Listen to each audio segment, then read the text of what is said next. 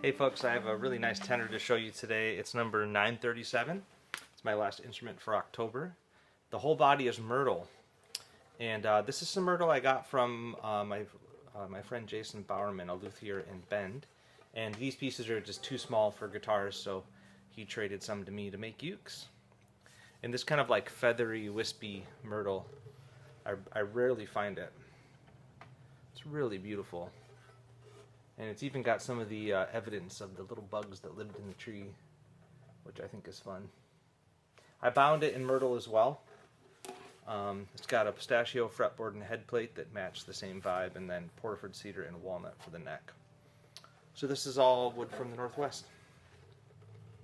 And I really like this kind of like, you know, greenish, deserty, desert prairie color palette. So, yeah, it's really cool.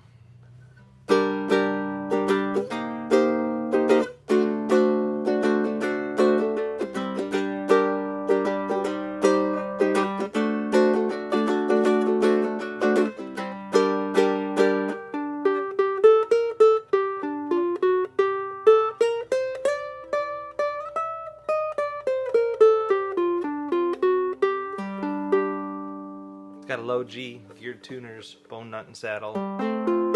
It's really vibrant.